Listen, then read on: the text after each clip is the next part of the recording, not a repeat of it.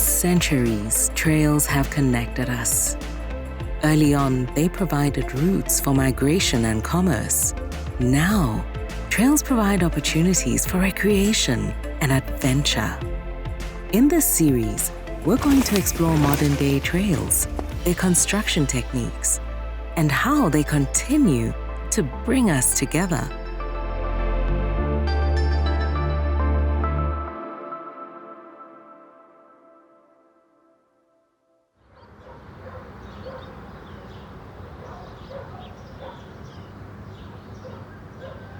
Anniston, historically speaking, was founded on the foundry business, and then through the years, Fort McClellan opened.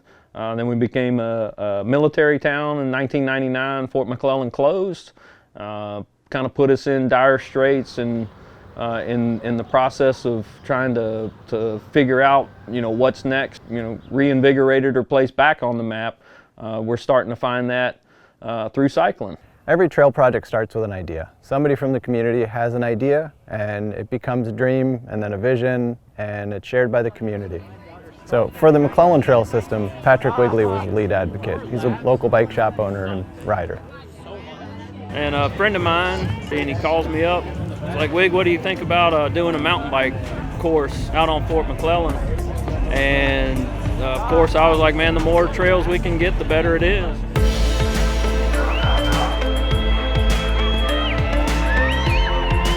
Let's go pedal HD.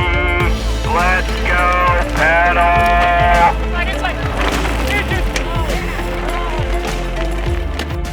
Took about a year and a half, almost 2 years to sell it to the board, get the community behind it, and then our local bike club president said, well, this needs to be the location for a NICA race. Just everything about it, it was almost like it was meant to be. 3 years later, this is the icing on the cakes, to have 600 kids out here racing from all over Alabama, 200 coaches, and who knows how many spectators. So I would say there's well over 2,000 people out here today. The NICA race was awesome. It was so great to see all these kids on bikes and to see them enjoying the trails that we built, and to realize the impact that those trails had on that community. With each trail project, there's a planning and design phase as well as a construction phase.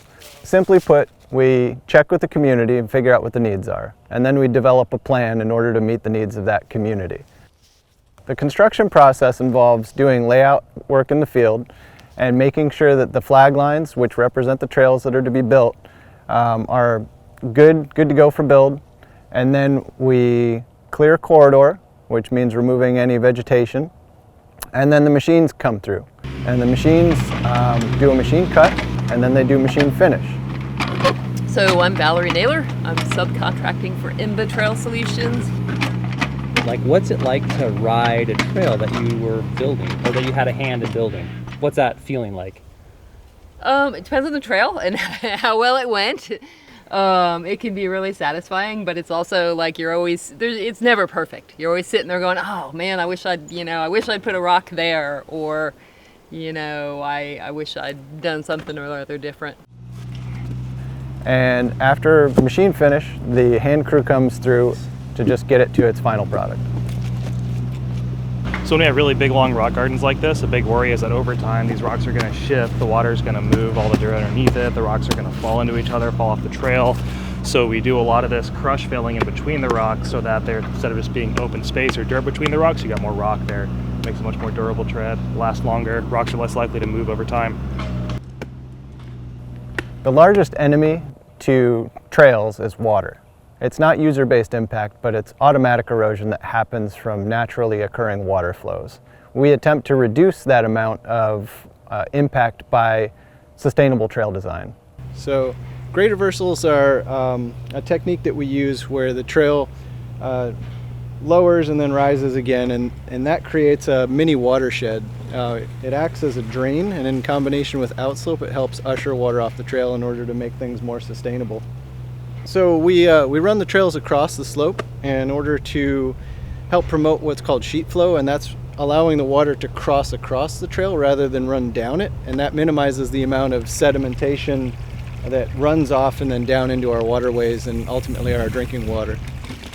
So the emphasis for community trails is often on trying to get people into the outdoors, getting them active in riding, helping develop healthy lifestyles and habits, especially with the younger generation. Trying to get them off of screens and onto trails is a really good way to offer a relevant activity that kids love. So trail time is family time for us. It means we all get out. It's one of the reasons we like the sport, is because it's a family sport and it's a lifetime sport. Oh, I got one of my riders coming up here real quick. Yeah, give him a little something, something. He likes this song a lot. Been practicing with him.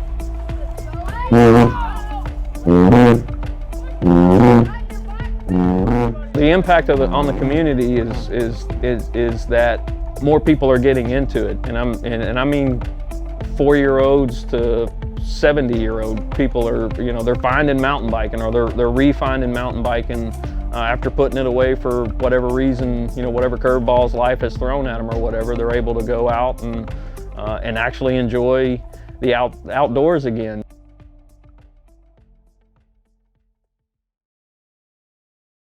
What's a lesson about trail building that you've learned?